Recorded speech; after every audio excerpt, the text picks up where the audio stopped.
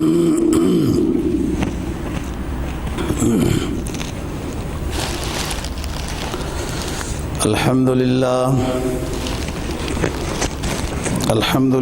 وکفا والصلاة والسلام علی سید الرسل وخاتم الانبیاء وعلی آلہ واصحابہ الذین اوفوا عہدا الذین هم خلاصة العرب العرباء وخیر الخلائق بعد الانبیاء اما بعد فاعوذ باللہ من الشیطان الرجیم بسم اللہ الرحمن الرحیم یا ایہا النبی انا ارسلناک شاہدا ومبشرا ونذیرا وداعیا الی اللہ بإذنه وسراجا منيرا قال النبي صلى الله عليه وسلم اللهم اجعلني أكثر شكرك وأعظم ذكرك وأتبع نصيحتك وأحفظ وصيتك صدق الله العظيم وصدق رسوله النبي الأمي الكريم ونحن على ذلك لمن الشاهدين والشاكرين والحمد لله رب العالمين۔ سورہ احزاب 22ویں پارے کی ایک آیت کریمہ اور جناب نبی پاک صلی اللہ علیہ وسلم کا ایک فرمان تلاوت کیا ہے، جس کا مفہوم یہ ہے، اللہ رب العزت فرما رہے ہیں، اے نبی ہم نے آپ کو گواہ بنا کر بھیجا ہے اور نیک لوگوں کے لیے خوشخبری دینے والا بنا کے بھیجا ہے، جو من نہ ماننے والے ہیں ان کے لیے ڈرانے والا بنا کے بھیجا ہے، وداعیا الی اللہ اور دعوت توحید کی دعوت دینے والا بنا کے بھیجا ہے، وسراجا منیرا اور آپ کو روشنی والا چراغ بنا کے بھیجا ہے۔ جو آپ کے سامنے حدیث تلاوت کی ہے، یہ جناب نبی پاک صلی اللہ علیہ وسلم کا ایک دعائیہ جملہ ہے۔ آپ دعا کرتے ہیں کہ اے اللہ تعالیٰ مجھے سب سے زیادہ شکر بجا لانے والا بنا، سب سے زیادہ اپنا ذکر کرنے والا بنا، سب سے زیادہ اپنے حکم کی اتباع کرنے والا بنا، اور جو آپ نے وصیتیں کی ہیں ان کی حفاظت کرنے والا بنا۔ واحفظ وصیتک، ربیع الاول کی مہینے کی مناسبت سے کہ جناب نبی پاک صلی اللہ علیہ وسلم کی ولادت، آپ کا دنیا میں آنا وہ ربیع الاول کے مہینے میں ہوا ہے، تو اسی مناسبت سے آج کی جو آیت کریمہ ہے اس میں 4-5 مناقب نبی پاک صلی اللہ علیہ وسلم کی، 4 صفتیں نبی پاک صلی اللہ علیہ وسلم کی بیان ہوئی ہیں۔ فرمایا اے نبی ہم نے آپ کو گواہ بنا کر بھیجا ہے، یا ایھا النبی انا ارسلناک شاہدا، اے نبی ہم نے آپ کو گواہ بنا کر بھیجا ہے۔ گواہ کیا ہے؟ کس چیز کی آپ نے گواہی دینی ہے؟ حدیث میں ایک لمبا واقعہ میدان حشر کا نقل کیا ہے مفسرین نے کہ سب سے پہلے اللہ تعالیٰ نوح علیہ السلام کی قوم سے پوچھیں گے کہ اتنا عرصہ میرا پیغمبر تمہیں دعوت اللہ دیتا رہا، 950 سال طوفان نوح سے پہلے کا زمانہ ہے نوح علیہ السلام کی تبلیغ کا، تو اللہ تعالیٰ نوح علیہ السلام کی قوم سے پوچھیں گے کہ تمہیں کوئی تبلیغ کرنے والا نہیں آیا تھا؟ شرک سے بچانے والا، توحید کی دعوت دینے والا کوئی نہیں آیا تھا کہ تم اتنے کثیر تعداد میں مشرک بن کے رہے؟ صرف 80-84 آدمی نے نوح علیہ السلام کی بات کو مانی تھی۔ تو قوم آگے سے جواب دے گی کہ ہمیں کوئی بھی دعوت دینے والا نہیں آیا تھا۔ قرآن مجید نے مجرمین کے کئی جگہوں میں طرز بیان، تکلم نقل کیا ہے۔ سب سے پہلے مجرم جھوٹ بولیں گے کہ نہیں ہمارے پاس تو نہیں، نہ ہم نے یہ غلطی کی، نہ بتوں کی بات کی۔ اور دنیا میں بھی یہی ہوتا ہے، جب کسی چور سے پوچھا جائے پہلے اس نے یہی کہنا ہوتا ہے چوری نہیں کی ہے۔ یہی حالت آخرت کے مجرموں کی بھی ہوگی کہ جب ان سے پوچھا جائے گی کوئی بات تو وہ اس کا انکار کریں گے، بعد میں پھر وہ ظاہر ہے وہاں تو ہر چیز سامنے آ جانی ہے، کوئی جھوٹ نہیں ہو سکتا۔ جب نوح علیہ السلام کی قوم سے پوچھا جائے گا کہ تمہیں کوئی تبلیغ کرنے والا، کوئی داعی نہیں ملا تھا، کیوں مشرک بن رہے؟ تو وہ آگے سے جواب دیں گے کہ ہمیں کوئی تبلیغ کرنے والا نہیں آیا تھا ہماری طرف۔ پھر اللہ تعالیٰ نوح علیہ السلام کو بلائیں گے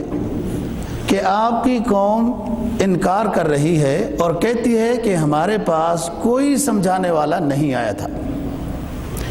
نوح علیہ السلام عرض کریں گے کہ یا رب یہ جھوٹ بولتے ہیں، میں تو بار بار ان کو دعوت دیتا رہا، دعوت قومی لیلا و نہارا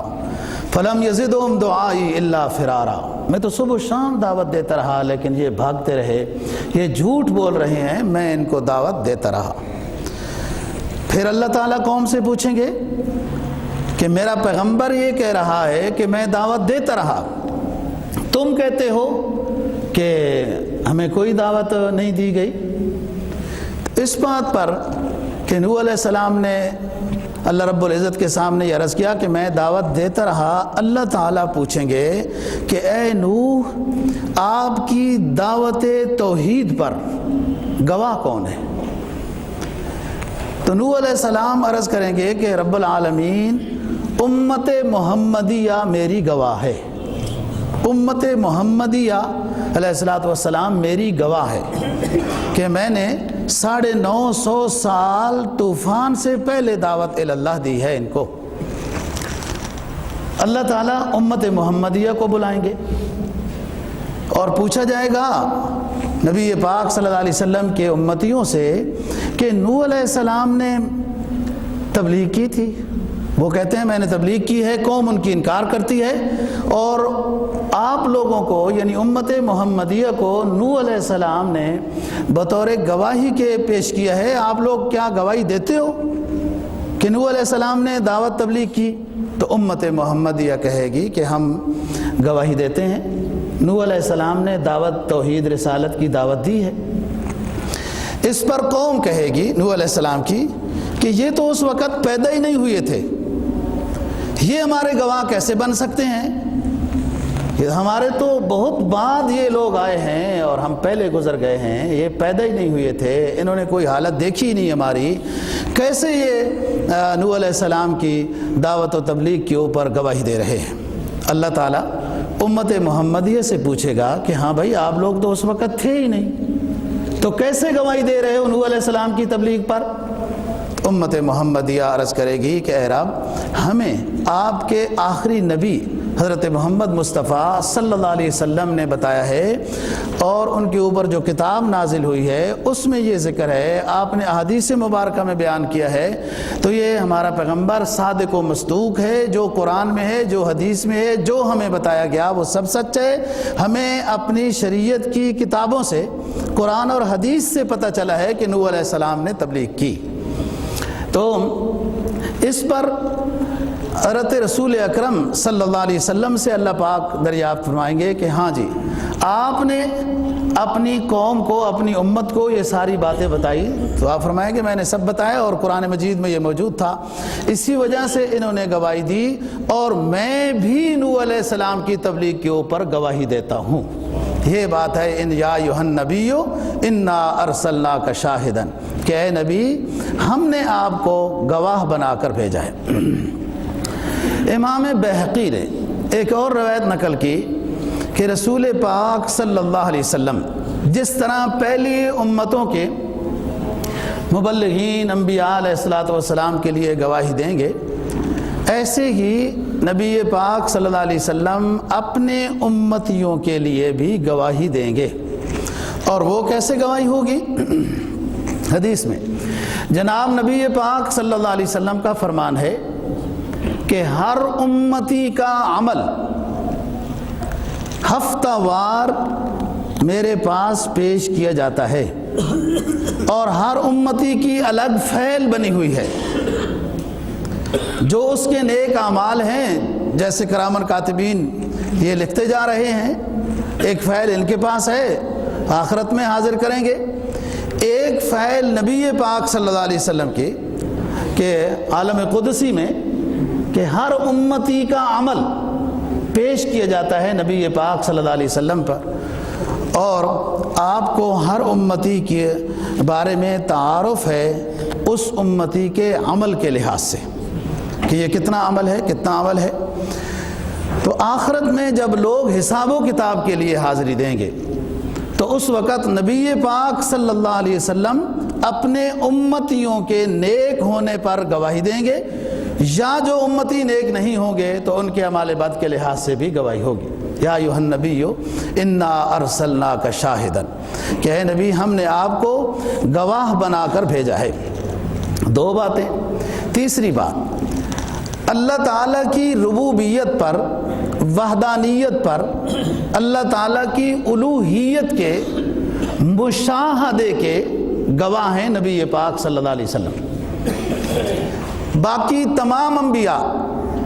اللہ تعالیٰ کی نشانیوں کے گواہ ہیں کہ اللہ تعالیٰ نے ان کو قدرت دکھائی، وحی دکھائی، معجزات آئے ان پر، وحی آئی، جبرائیل آئے، یہ ساری بڑی بڑی علامات ہیں کہ جن سے انہوں نے اللہ کو پہچانا ہے اور پھر اللہ کی الوہیت وحدانیت کی گواہی دی ہے۔ نبی پاک صلی اللہ علیہ وسلم کو اللہ تعالیٰ نے اپنے اس دنیاوی جسم بما روح بیداری کی حالت میں معراج کی شہادت بخشی، اور اللہ تعالیٰ نے اپنا دیدار کرایا کہ ما زاغ البصر وما طغى لقد رأى من آیات ربہ الکبریٰ، کہ ان نگاہوں نے اللہ تعالیٰ کو دیکھنے میں کوئی سستی نہیں کی ہے۔ ما زاغ البصر وما طغى، سورہ نجم۔ تو اللہ تعالیٰ نے نبی پاک صلی اللہ علیہ وسلم کو دیدار کرایا، اور اس میں مخصوص آیات بھی نازل ہوئیں، خواتین میں سورہ بقرہ آخری آیات، اور اللہ تعالیٰ نے نماز فرض کی۔ مزید یہ انعام دیا نبی پاک صلی اللہ علیہ وسلم کے امتیوں کو کہ جس امتی نے دنیا میں شرک نہ کیا ہو تو اللہ تعالیٰ نے وعدہ کیا ہے کہ میں آپ کے اس امتی کی مغفرت کر دوں گا جس سے شرک نہیں ہوا۔ یہ تین انعام ہیں بڑے جو اللہ تعالیٰ نے نبی پاک صلی اللہ علیہ وسلم کو معراج کے سفر میں عطا کیے ہیں۔ خواتین میں سورہ بقرہ کی فضیلت یہ ہے، ربنا لا تؤاخذنا ان نسینا او اخطانا والی آیت، کہ یہ دعا جو کچھ اس آیت میں ہے یہ پہلے سے قبول شدہ ہے، بس صرف جس نے مانگنی ہے تو اس کو الاٹ کر دی جائے گی، جس نے مانگنی ہے اس کو دے دی جائے گی، یہ پہلے سے قبول شدہ ہے۔ اور اس میں دعا ہے اللہ پاک ہمارے اوپر ایسا بوجھ نہ ڈال جو ہم نہ برداشت کر سکیں، اور ہمارے گناہوں کو معاف فرما وغیرہ۔ نماز کہ اس سے نماز کی فضیلت، اہمیت، مقام کہ رکن اعظم ہے ایمان کے بعد نماز، اس کا اندازہ اس سے بھی ہو سکتا ہے کہ نبی پاک صلی اللہ علیہ وسلم کو یہ رکن معراج میں عطا کیے گئے، اور 50 نمازیں فرض ہوئی۔ بار بار موسیٰ علیہ السلام کے پاس آتے رہے، واپس جاتے رہے، تو یہ بار بار دیدار ہوتا رہا، ہم کلامی ہوتی رہی، اللہ تعالیٰ کی ذات کا دیدار ہوتا رہا اور ہم کلامی ہوتی رہی، کیونکہ نبی پاک صلی اللہ علیہ وسلم کو اللہ تعالیٰ نے دنیا میں اپنی الوہیت، وحدانیت، ربوبیت کا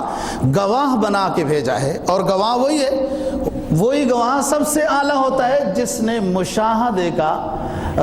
سارا معائنہ مشاہدہ کر کے کیا ہو۔ تو اللہ رب العزت نے فرمایا یا ایھا النبی انا ارسلناک شاہدا،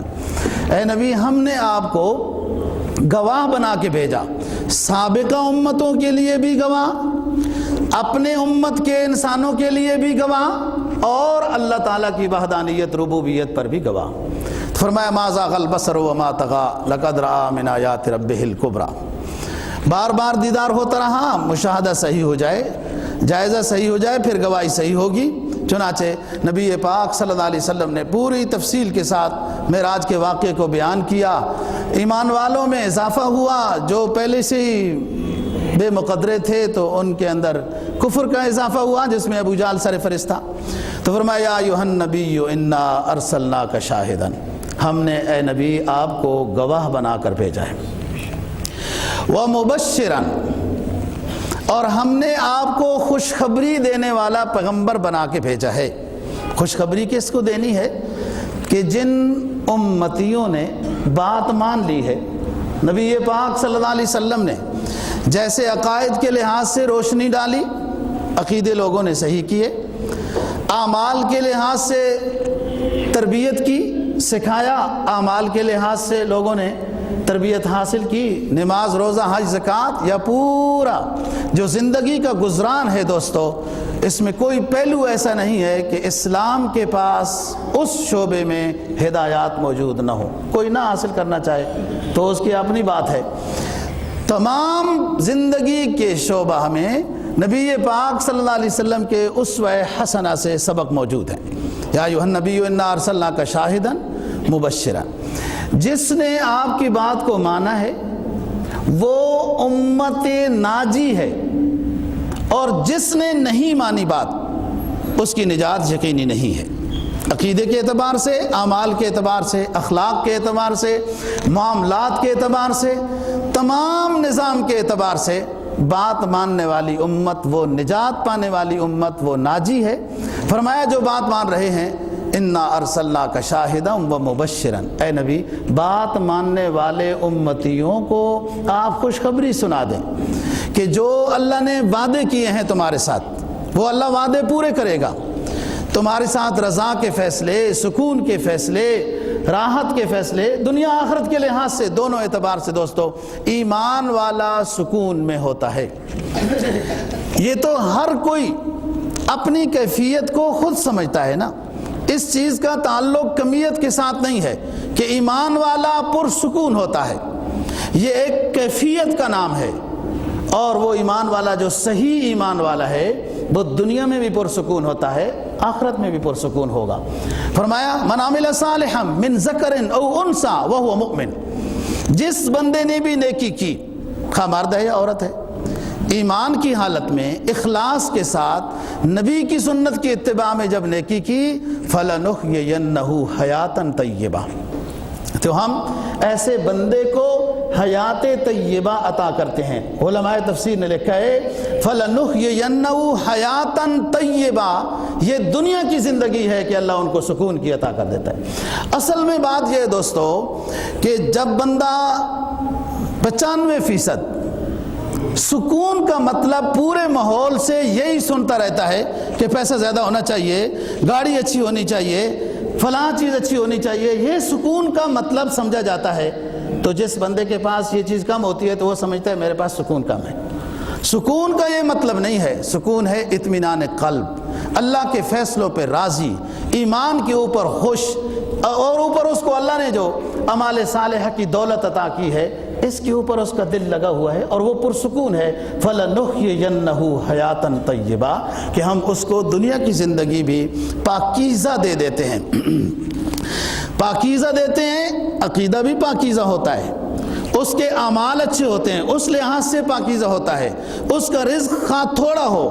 حلال ہوتا ہے، پاکیزہ ہوتا ہے، اس کے اخلاق پاکیزہ، اس کی نگاہ پاکیزہ، اس کا دل پاکیزہ، اس کا دماغ پاکیزہ، وہ سارا نظام صاف ستھرا ہو جاتا ہے کہ جب بندہ اللہ کا بن جاتا ہے، اللہ اس کو بنا لیتا ہے، تو اللہ کو جیسی چیز پسند ہے دوستی کے لحاظ سے، پھر وہ ساری اس کی پوری خوبیاں اسی طرح اللہ عطا کر دیتا ہے۔ فَلَنُحْيِيَنَّهُ حَيَاتًا طَيِّبَةً وَلَنَجْزِيَنَّهُمْ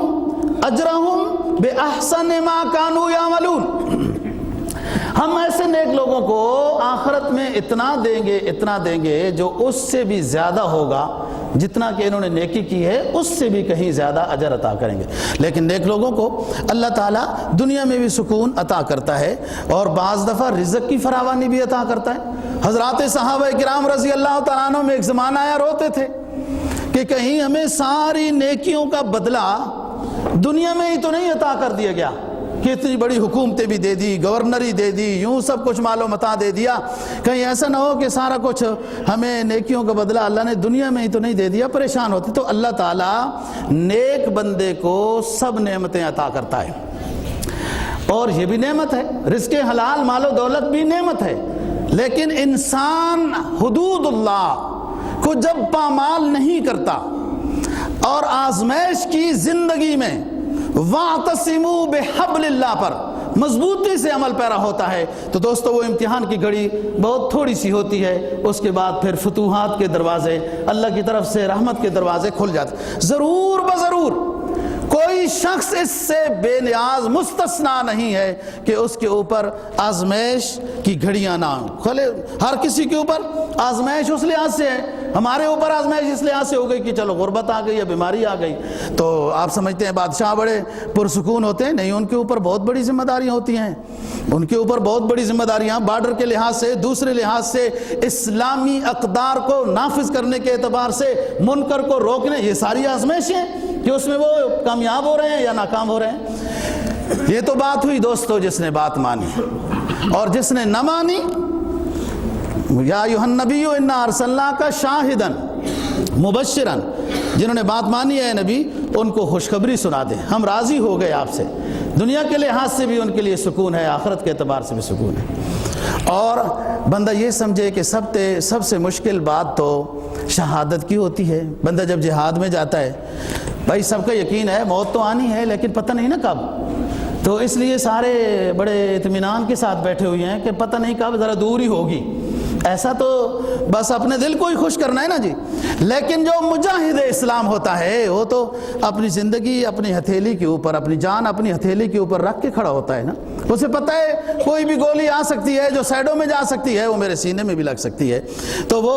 اس کام کے لیے تیار ہو کے جاتا ہے۔ تو سب سے مشکل عمل اس وقت الا ماشاء اللہ ایمان والوں کو جہاد والا نظر آتا ہے، سب سے مشکل عمل، حالانکہ سب سے زیادہ آسان عمل ہی جہاد ہے اور شہادت ہے۔ آخرت میں اللہ تعالیٰ جنتیوں سے پوچھے گا دوستو کیا چاہیے جنتی کو؟ جو تمہارا دل چاہتا ہے وہ ملا ہے، محلات مل گئے، نکاح ہو گئے، نہریں مل گئیں، اللہ کا دیدار نصیب ہو گیا، نبی کی سفارش مل گئی، اور جنتیوں اور کیا چاہیے؟ تو جنتی کہیں گے اللہ پاک سب کچھ مل گیا ہے، سب کچھ آپ نے عطا کر دیا، ہماری نیکیوں سے کہیں زیادہ اپنے فضل سے آپ نے عطا کر دیا ہے۔ تو پھر اللہ شہیدوں سے پوچھے گا، شہیدوں سے کہ آپ کو کیا چاہیے، آپ لوگوں کو کیا چاہیے؟ شہید کیا عرض کریں گے دوستو؟ جو ہمیں کام مشکل نظر آتا ہے وہ بتانا چاہ رہا ہوں۔ شہید عرض کریں گے اے رب العالمین، جب تیری نام کو بلند کرنے کے لیے، اسلام کی سر بلندی کے لیے کفر کے مقابلے میں گئے تھے، جہاد ہوا تھا، اور پھر ہم اس وقت تیرے نام پر شہید کر دیے گئے، وہ ذائقہ جنت میں محسوس نہیں ہوا، دوبارہ دنیا میں بھیج، پھر شہادت عطا کر کے وہ ذائقہ دوبارہ نصیب ہو جائے۔ یہ وہ چیز ہے دوستو، نبی پاک صلی اللہ علیہ وسلم نے بھی جس پر بار بار تمنا کی، ثم احیا ثم اقتل ثم احیا ثم اقتل، تو فرمایا جو بات ماننے والے ہیں اے نبی ان کو خوشخبری سنا دے۔ دیکھو بھائی سب سے مشکل چیز جان دینا ہے نا، شہادت کی جان ہو، سب سے مشکل بات ہے یہ، بظاہر نظر آتی ہے جو سب سے زیادہ پرسکون ہے، اور جنت میں جا کر بھی شہید یہ کہیں گے یا اللہ دوبارہ وہ گھڑی نصیب کر دے، دوبارہ وہ دکھا دے، ہیں یہ سب سے تو مبشران یہ خوشخبری ہے۔ حدیث میں آتا ہے جناب نبی پاک صلی اللہ علیہ وسلم کا فرمان ہے کہ آخرت میں سب سے حساب کتاب تو ہوگا، لیکن شہیدوں کے لیے اعلان ہوگا بغیر حساب کے، ان کا کوئی حساب نہیں، بغیر حساب کے ان کو جو جنت ان کو پسند ہے وہ دے دو، یہ شہید کا مقام ہے دوست۔ تو فرمایا جو بات مانتے ہیں ان کو خوشخبری سنا دیں مبشرن کہ اللہ تم سے راضی، دنیا کی زندگی بھی سکون۔ جو بندہ جتنا دوستو دین کے قریب ہوگا، دین کو اپنے اوپر عمل کی صورت میں لے کے آتا ہے، اتنا اس کو اللہ تعالیٰ سکون عطا کرے گا۔ اور جو جتنا دین سے دور ہوگا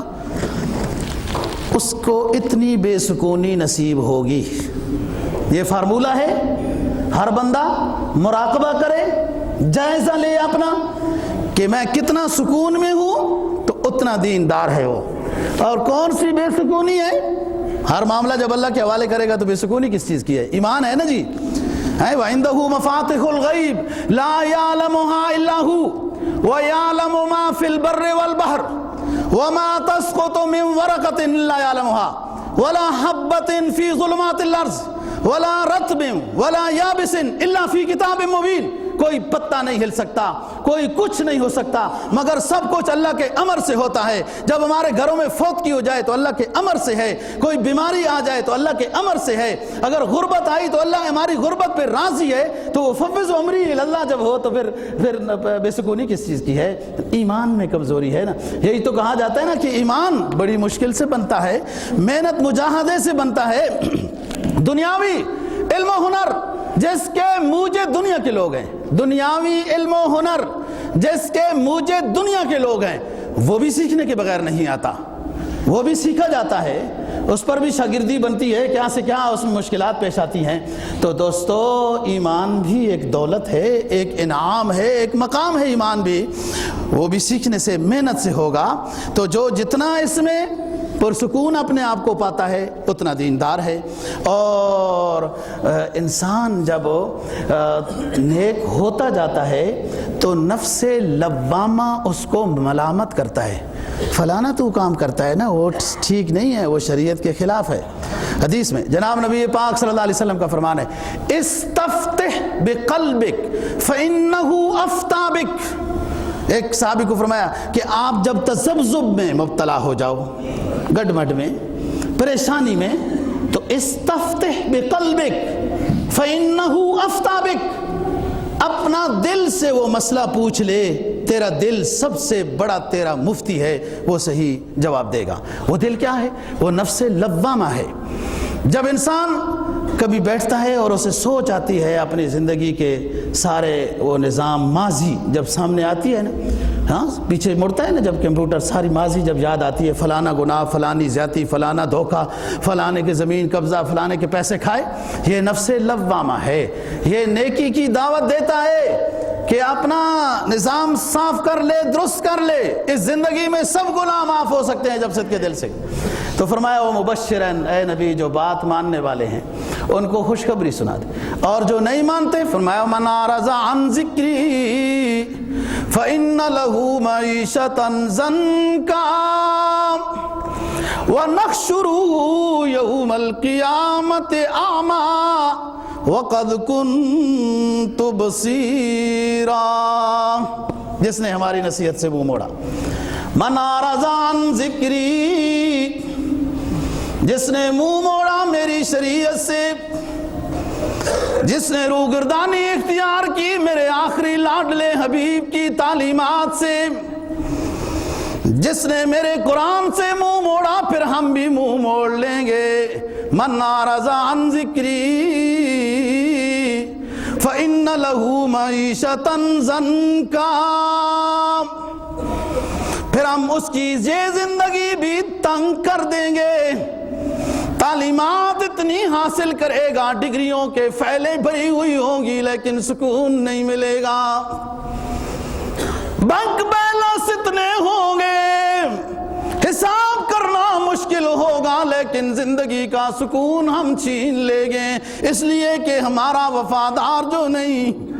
اس لیے کہ ہمارا وفادار جو نہیں، جو ہمارا وفادار ہوتا ہے اسے سکون کی نعمت عطا کرتے ہیں، خواہ وہ جھونپڑیوں میں ہو،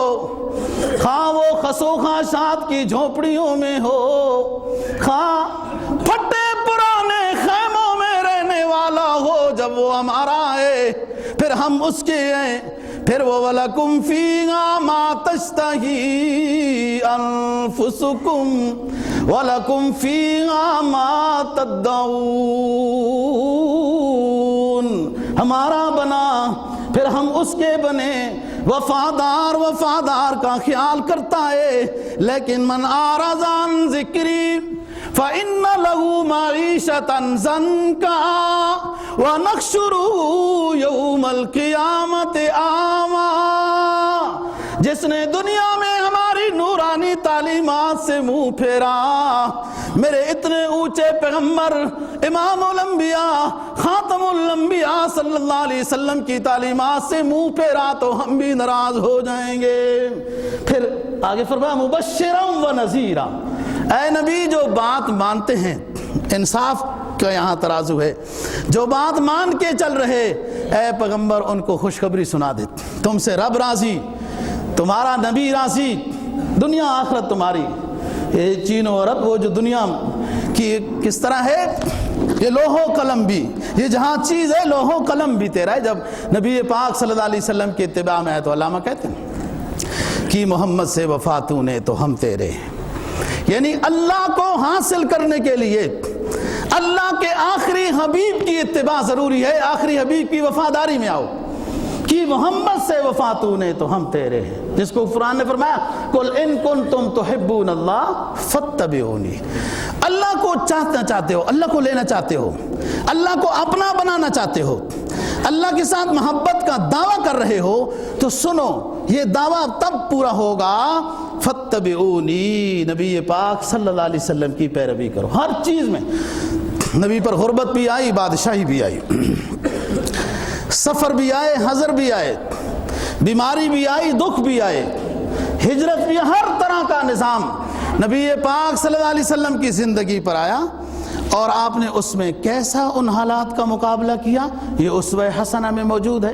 یہ امتی کے لیے سبق ہے، اس لیے موجود ہے۔ فرمایا اے نبی جو بات ماننے والے ہیں ان کو خوشخبری سنا دے، اور جو نہ ماننے والے ہیں نذیراً، ان کو ڈر سنا دیں کہ اللہ عادل ہے، انصاف ہے، ہے،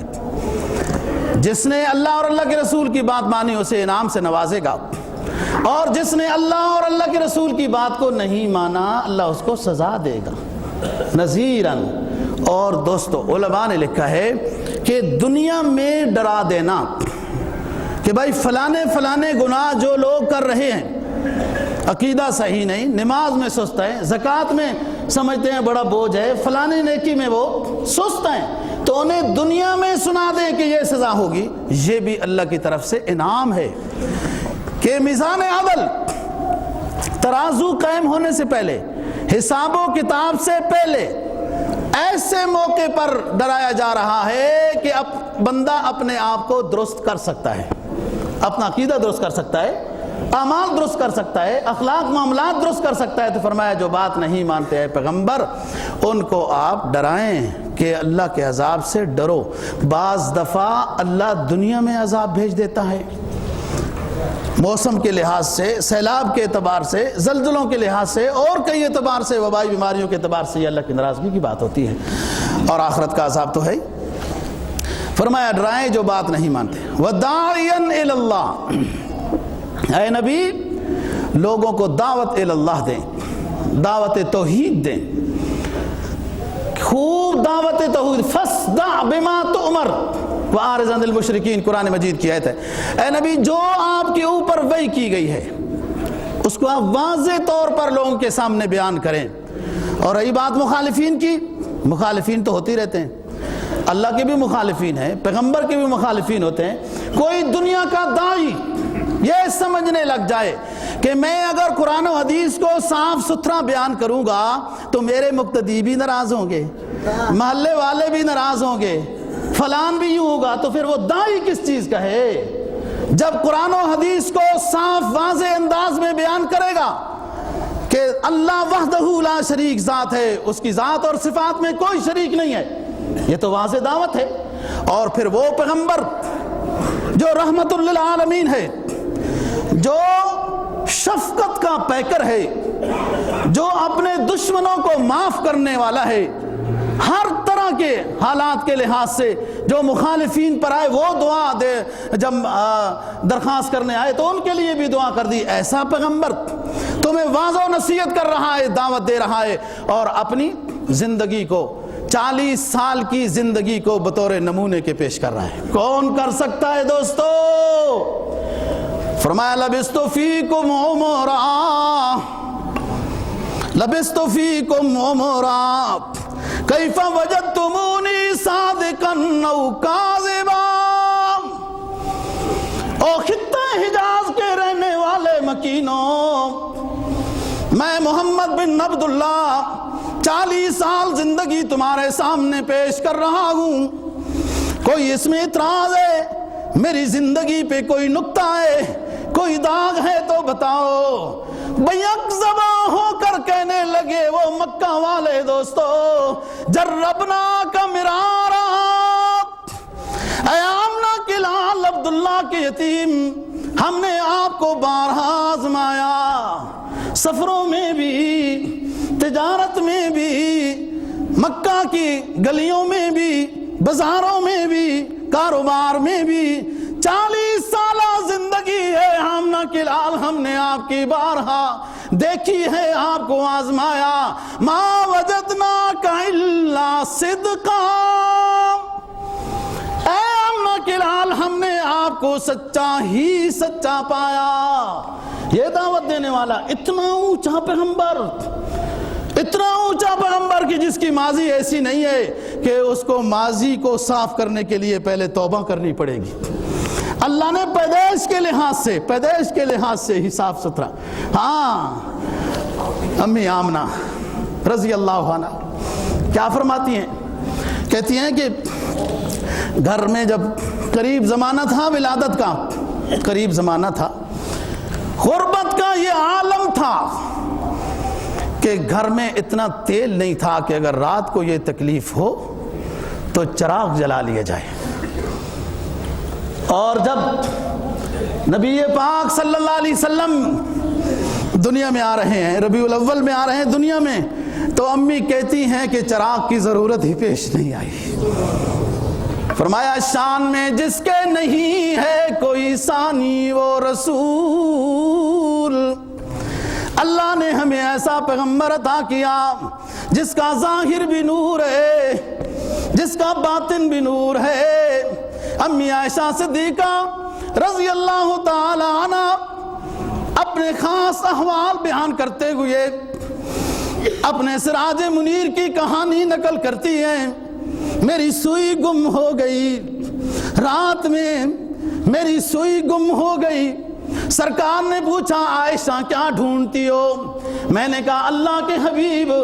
سوئی ڈھونڈتی ہوں، نظر نہیں آ رہی، چراغ کی آنکھ کمزور ہے۔ نبی پاک صلی اللہ علیہ وسلم مسکرائے، ادھر سوئی بھی مسکرانے لگی۔ اللہ نے دوستو اتنا اونچا پیغمبر عطا کیا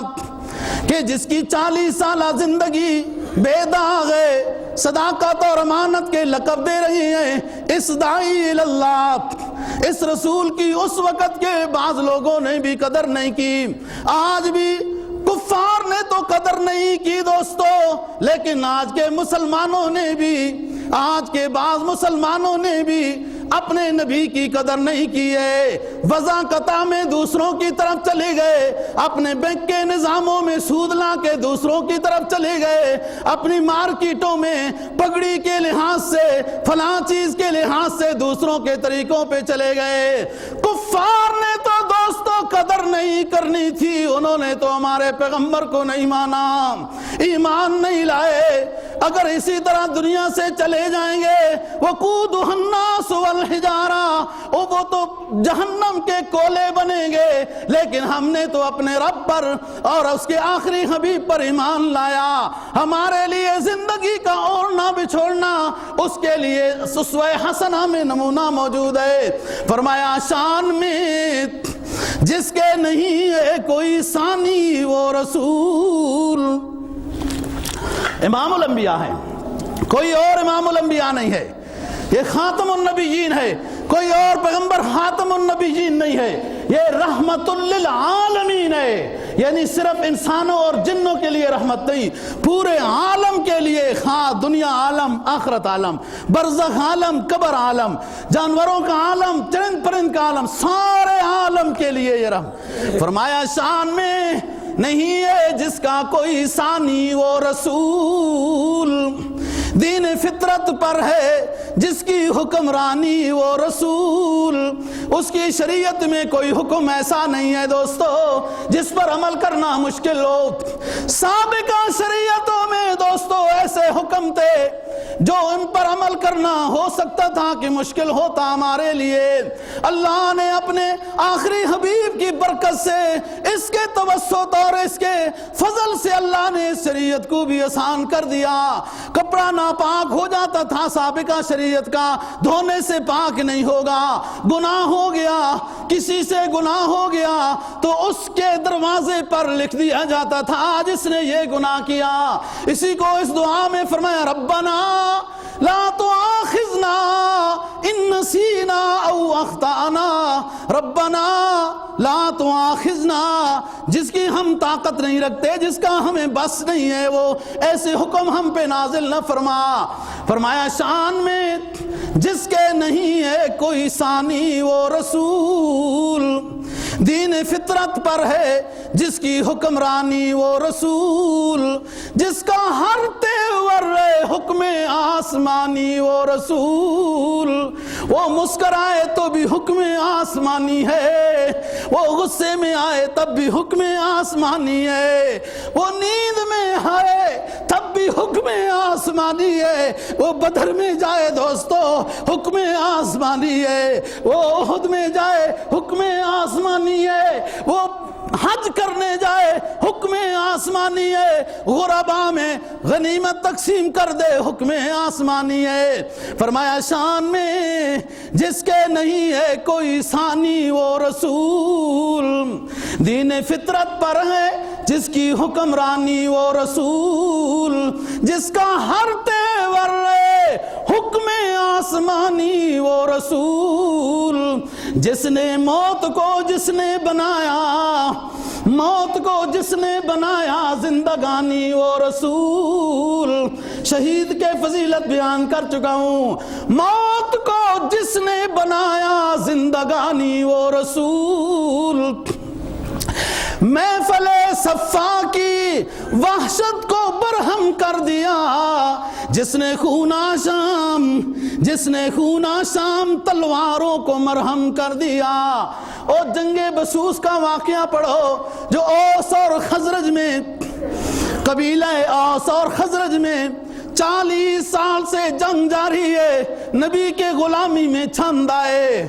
مدینہ کے قبیلے ہیں، نبی کے غلامی میں ان قبیلوں سے چند آئے اور ہمیشہ کے لیے ایک دوسرے کے ہمدرد بن گئے۔ محفل صفا کی وحشت کو برہم کر دیا جس نے خونہ شام تلواروں کو مرہم کر دیا۔ غلبانوں کو عطا کی جس نے شاہی وہ رسول، دین فطرت پر ہے جس کی حکمرانی وہ رسول، جس کا ایک ایک سانس، جس کا ایک ایک سانس قانون الہی وہ رسول، جس نے قلب تیرگی سے، جس نے قلب تیرگی سے نور پیدا کر دیا، جس کی جان بخشی نے مردوں کو مسیحا کر دیا، جس نے قلب تیرگی سے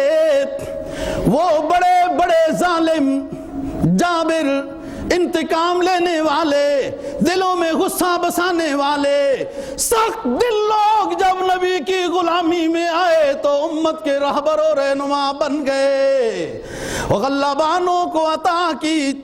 جس نے شاہی وہ رسول۔ دیکھو مکہ کے پہاڑی میں ایک وادی کے کارنر پر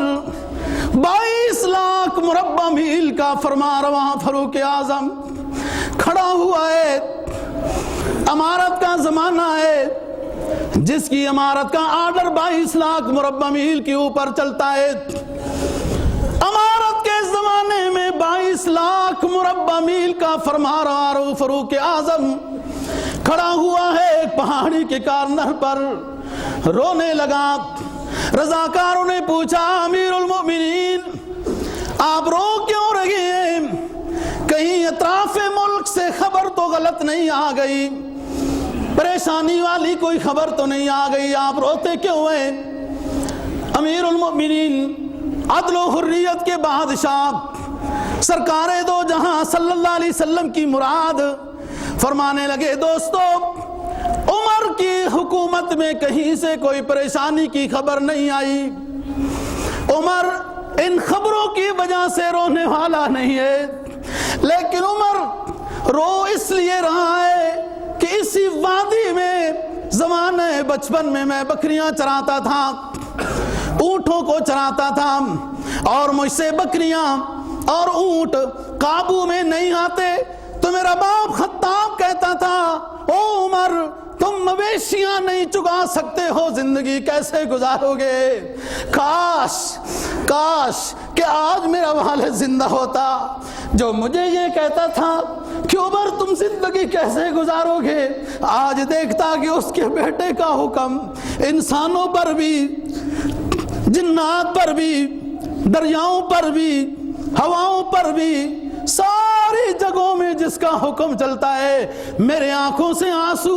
نبی کی غلامی کے شکرانے کے نکل رہے ہیں، اور میں اپنے دل کو دستک دے رہا ہوں، اے عمر تیرے تو وہ ماضی ہے کہ تجھ سے بکریاں بھی نہیں سنبھلتی تھی، آج کتنی کائنات تیری حکم کی اتباع کرتی ہے، ذرا شکر ادا کر عمر، ذرا شکر ادا کر عمر، کس کی غلامی میں اللہ نے، کس کے صدقے میں اللہ نے تجھے یہ انعام عطا کیا، غلبانوں کو عطا کی جس نے شاہی وہ رسول۔ دوستو یہ اللہ کا پیغمبر ہے، امام الانبیاء ہے، خاتم النبیین ہے، اللہ نے یہ نعمت ہماری صلاحیت اوقات اور مانگے بغیر عطا کر دی ہے، جس کو اللہ خود کہتا ہے لقد من اللہ علی المؤمنین، اللہ فرماتے ہیں میں نے احسان کیا ان ایمان والوں پر، میں نے احسان کیا اس امت پر کہ اپنا حبیب ان کو دے دیا، هو افصح بمقالہ، هو اکمل بنوالہ، هو اعظم بجلالہ، هو افقد بمثالہ، وهو محمد وحامد وماجد وممجد، وہ بشیر بھی، وہ نذیر بھی، وہ رؤوف بھی، وہ رحیم بھی، وہ کلیم بھی، وہ خلیل بھی، وہی ارفع الدرجات بھی، وہی اکمل الحسنات بھی، وہ زمین پہ شاہ بھی، فقیر بھی، وہ فلک پہ عرش مسیر بھی، اسی کا فیض ہے جہان میں، اسی کا فیض ہے جہان میں۔ او پاکستان والو تم نے بھی تو اسی کے کلمے کا واسطہ دے کے ملک مانگا ہے، یہ ملک بھی اسی کا فیض ہے، اسی کا فیض ہے جہان میں، نماز میں، اذان میں۔ اللہ تعالی ہم سب کو صحیح معنی میں سچی عقیدت و محبت جناب نبی پاک صلی اللہ علیہ وسلم کے ساتھ عمل کی صورت میں نصیب فرمائے۔ وآخر دعوانا